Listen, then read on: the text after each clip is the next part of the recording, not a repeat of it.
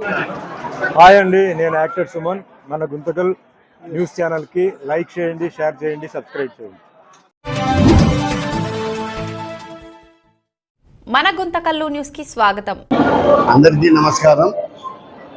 ఆర్యవైశ్య సంఘం ఆధ్వర్యంలో శ్రీ కన్యకా పరమేశ్వరీ దేవి జయంతి ఉత్సవాలు ఈరోజు చివరి రోజు. ఈరోజు ప్రతిష్టా మహోత్సవం 64వ ప్రతిష్టా మహోత్సవం కూడా జరుగుతూ ఉంది. ఈ యొక్క కార్యక్రమంలో భాగంగా ఈరోజు వాసవి గాయత్రి హోమము, తదుపరి పూర్ణాహుతి కార్యక్రమాలు నిర్వహిస్తున్నాము. అదేవిధంగా కుమారి పూజ కార్యక్రమం కూడా నిర్వహిస్తున్నారు. అంతేకాకుండా ఈరోజు ప్రజలందరికీ కూడా, ఆర్యవైశ్యులందరికీ కూడా భోజన సౌకర్యం ఏర్పాటు చేయడం జరిగింది. అంతేకాకుండా సాయంకాలము ఈరోజు విశేషంగా గ్రామోత్సవ కార్యక్రమం జరుగుతూ ఉంది. దాదాపు 1000 నుంచి 1200 మంది ఆర్యవైశ్య భక్తులు ఈ యొక్క గ్రామోత్సవంలో పాల్గొంటారని భావిస్తూ ఉన్నాము.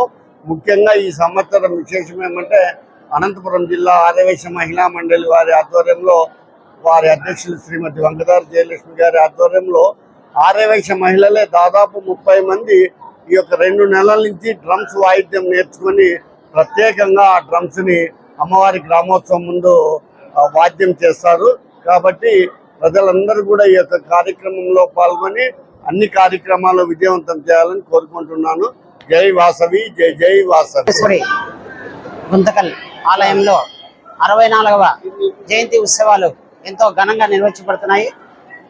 1941 నుంచి కూడా అమ్మవారి శాలలో 6 రోజుల పాటు జయంతి ఉత్సవాలు జరుగుతున్నాయి. ఇప్పుడు ఈ 5 రోజులు కూడా ఎంతో ఘనంగా నిర్వహించబడినది. ఈరోజు 6వ రోజు పొద్దున సుమారు 316 మందితో కుంకుమార్చన, అలాగే వాసవి హోమము జరిగింది. ఇప్పుడు కన్య పూజ జరుగుతుంది. అలాగే మహామంగళారతి, ఊరు విందు, సాయంత్రము గ్రామోత్సవము అన్ని కూడా మన ఆర్యవైశ్యుల సహాయ సహకారాలతో ఎంతో ఘనంగా నిర్వహించబడుతున్నాయి.